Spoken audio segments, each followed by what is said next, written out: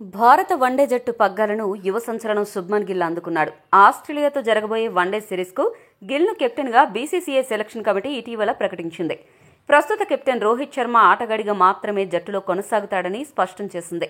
ఈ కీలక పరిణామంపై క్రికెట్ దిగ్గజం సునీల్ గవాస్కర్ ఆసక్తికర వ్యాఖ్యలు చేశారు. రోహిత్ స్థానంలో గిల్కు కెప్టెన్సీ ఇవ్వడం మంచి నిర్ణయమే అయినప్పటికీ ఇది రాబోయే కాలంలో కొన్ని చేదు వార్తలకు నాంది కావచ్చని గవాస్కర్ అభిప్రాయపడ్డారు. ఇదే క్రమంలో గవాస్కర్ ఆసక్తికర విశ్లేషణ చేస్తూ ఏమన్నాడంటే, ప్రస్తుతం రోహిత్, కోహ్లీ ఇద్దరి వయసు 35 ఏళ్లు దాటింది.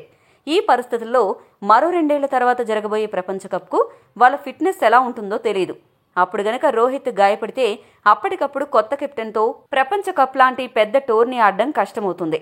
అందుకే 2027 ప్రపంచ కప్ కోసం యువ ఆటగాడు శుభ్మన్ గిల్ను ముందుగానే సిద్ధం చేసేందుకు బీసీసీఐ ఈ కెప్టెన్సీ నిర్ణయం తీసుకుని ఉండొచ్చు.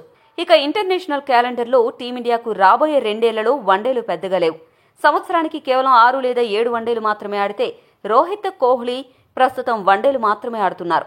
ఇటువంటి పరిస్థితుల్లో వారికి సరైన మ్యాచ్ ప్రాక్టీస్ దొరకదు.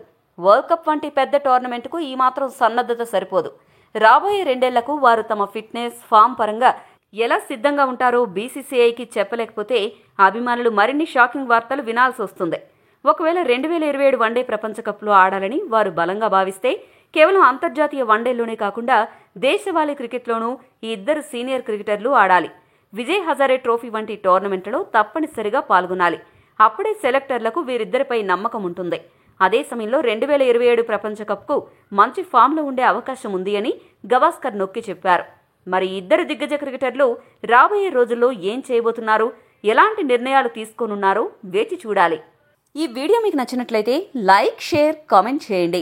మరిన్ని స్పోర్ట్స్ అప్డేట్స్ కోసం మా ఛానల్ను సబ్స్క్రైబ్ చేసుకోండి.